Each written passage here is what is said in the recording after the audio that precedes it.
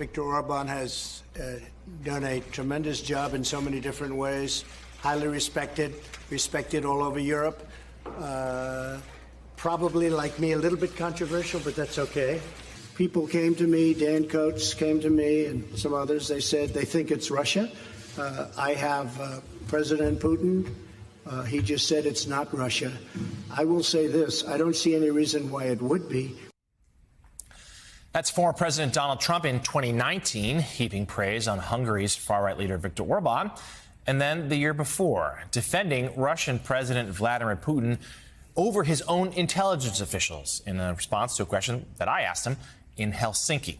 Now, since entering politics, Trump has channeled authoritarian leaders of the past and present, this time and time again. But how effective has it been? Joining us now is Marcel Danesi. He is a professor of semiotics and linguistic anthropology at the University of Toronto and the author of the recent book, which has this title, Politics, Lies, and Conspiracy Theories, a Cognitive Linguistic Perspective. Thank you so much, sir, for being with us this morning. So tell us what you found here and this sort of draw. We know that Trump likes to channel these strongman leaders. Tell us why you think it's been effective here in the United States.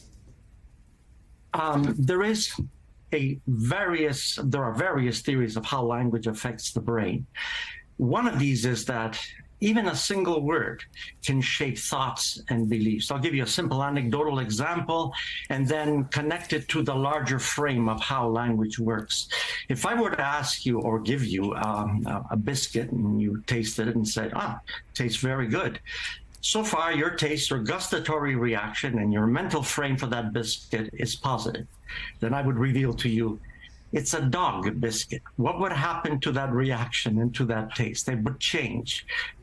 What happened? Was it the biscuit? No, it was the word which connected the concept of biscuit and dog to a larger frame of how we perceive, interpret the world. Now, imagine having words like parasite or animal or dog, and then blame someone for being that way, for being a dog or what have you. Why is it effective? Because it's part of a conceptual metaphor that says people are animals. The great liar, as Machiavelli once wrote in his Prince, is able to take that substratum and twist it for whatever purpose, manipulative purpose that they want. Professor Mara Gay here from the New York Times. What is it that makes some people susceptible and able to hear and resonate with this kind of language, while others don't respond to it or respond to it quite differently at the same time? That's a question that I wish I really could answer. What I found in looking at history and looking at how, experiments with malicious language, such as Hitler's Germany and Stalin's Russia, is that they're able to tap into a historical formula that a lot of people respond to. Simple example is the idea of a cabal behind the scenes. You can call it a deep state, you can call it whatever you like. If your belief that there is such a cabal or such a deep state is strong, but dormant, all you need is a great manipulator of that theory, of that conspiracy theory, bringing it out into the open and then making you connect the dots, which psychologists call hypophenia, and you've got a large group of people. Once it enters into groupthink, then it can become a very dangerous movement, fascism, Nazism, and so on. So, Professor, that's a really fascinating claim. So language is also social, right? So it has a history. There's this reservoir meaning that we all trade upon. So it's not just simply the figure, Donald Trump, say, or Orban, say. It's this stuff that's in the very way in which we describe our world. So talk a little bit more about what the authoritarian figure is activating, these conceptual schemes that they're activating in some ways for their own political and sometimes nefarious purposes.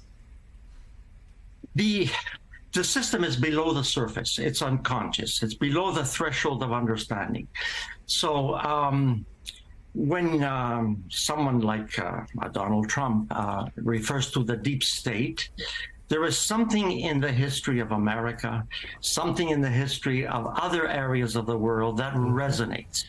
The ones that have been most attacked for being behind the scenes, of course, are the Jews. And anti-Semitism reverberates when you bring up the idea that they are behind some pattern or some system that we see before us, which has to be interpreted. The idea is that who controls meaning controls the mind. And if the mind is a part of a social system, then it becomes part of groupthink, and then you have a serious problem.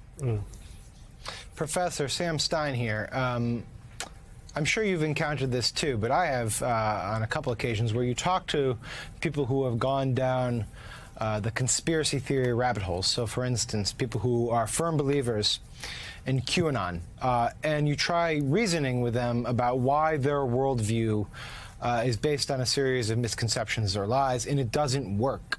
And I'm wondering, in your studies, what have you discovered about trying to pierce that conspiracy bubble? Are there certain ways that you can do it to reach the people who have succumbed to these conspiracy theories? Are there methods that can be used that people who want to reach this universe and tell them, look, what you're believing is false or wrong or potentially harmful is essentially false?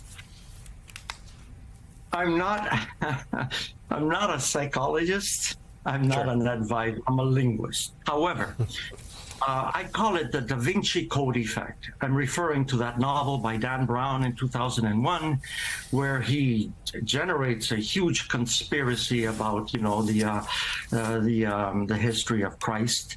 And how does he do it? He takes little bits and pieces of history, puts them together, cites texts like the Priory of Sion and so on. And all of a sudden, you're saying, well, it's got to be true because we put it together. The reason is that our brain has a narrative structure. From childhood, we listen to stories, and stories become believable if we listen to them over and over, even if they're mythological stories, Santa Claus, for example. And this happens all the time. We have a brain that is embedded in myth. And when these myths, and I don't mean myth in a negative sense, I mean stories which we ascribe to a larger, system of meaning that's out there that we tap into through our language. Once that happens, it's that switch, that Da Vinci Code switch is on. It's so difficult to turn it off. History teaches us, though, that eventually the brain recalibrates itself, that over time, truth does prevail. It's not a cliche because the brain and the circuitry of the brain is made in such a way that it gleans from language what it needs for a while. Then after a time, the dissonance that occurs, what psychologists call cognitive dissonance, does dissipate.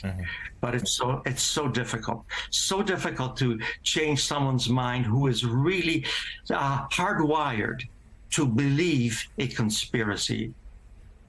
A fascinating conversation here. The new book is titled Politics, Lies, and Conspiracy Theories, a Cognitive Linguistic Perspective. And Professor of Linguistic Anthropology at the University of Toronto, Marcel Danesi, thank you so much for joining us this morning. The professor also has an accompanying piece in Politico magazine titled What Donald Trump, Vladimir Putin, and Viktor Orban Understand About Your Brain.